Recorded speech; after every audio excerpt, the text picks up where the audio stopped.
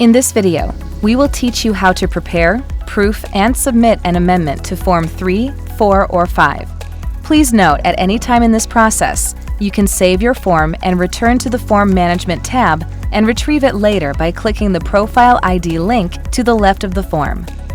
To create your form amendment, we can do it two ways. The first way is to create an amendment by reloading a previous form from the Form Management screen.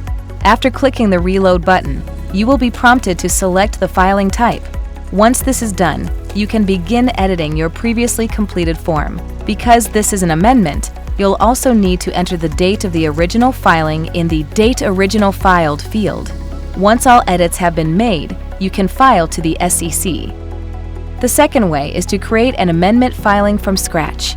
You can do this by clicking in the Form Management tab by selecting Form 3A, 4A, or 5A in the Form Type drop-down list. Then clicking Create Filing.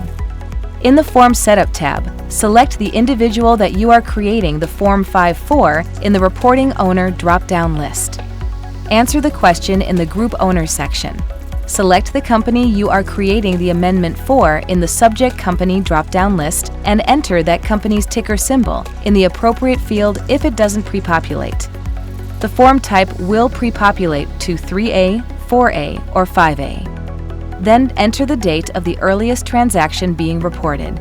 Because this is an amendment, you'll also need to enter the date of the original filing in the Date Original Filed field.